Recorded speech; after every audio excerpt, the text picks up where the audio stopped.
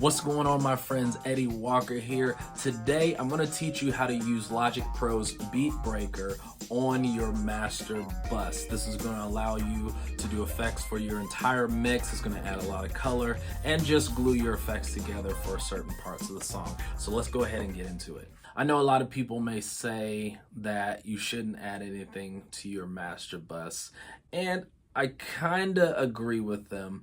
But I found a workaround to do that, and I found a way to use Beat Breaker in a way that also allows me to leave my master bus open for any mastering that I want to do. So let me show you how I do that. So put it in perspective, I'm doing a lot of my effects like these towards the end of my process. So I've already done everything that I want to do inside of my track. One thing that I started doing is, instead of routing everything to the stereo out, what I'm actually routing everything to is what I call a mix bus.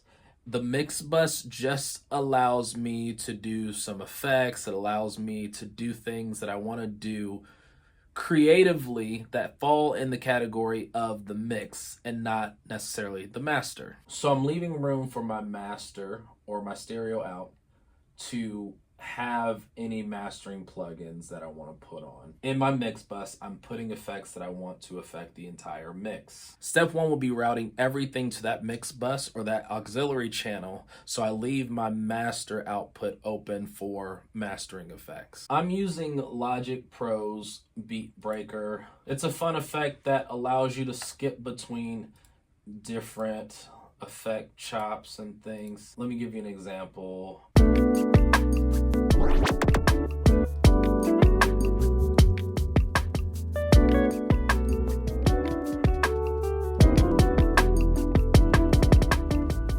Can get pretty crazy. Step two would be to have multiple Beat Breaker plugins on the channel. If I wanted to switch to different presets, I can't automate switching presets. This first preset is the complete arrangement preset, and this next preset is just the default preset. Step three would be to keep all the plugins on. Beat Breaker has it to where you can select different settings inside of each plugin.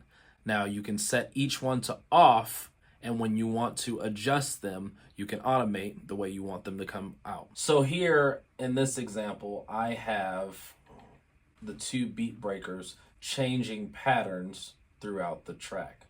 Let's listen to the intro of the song and hear how Beat Breaker changes up the feel of it.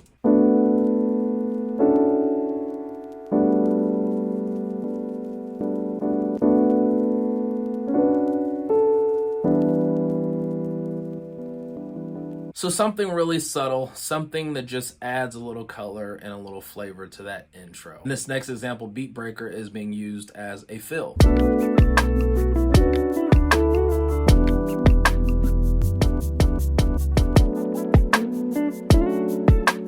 I guess tip 3.1, use automation. Most of these effects are not going to be on for the whole song. So using automation allows you to add certain colors in certain parts of the song and add different emotions to different parts of the song. All right, guys, thank you so much for joining me. Hopefully you learned something new today. Hopefully I've sparked some other ideas in your brain about your own DAW if you don't use Logic. Let me know in the comments if this helped you out, and we will see you on the next video. As always, keep on creating.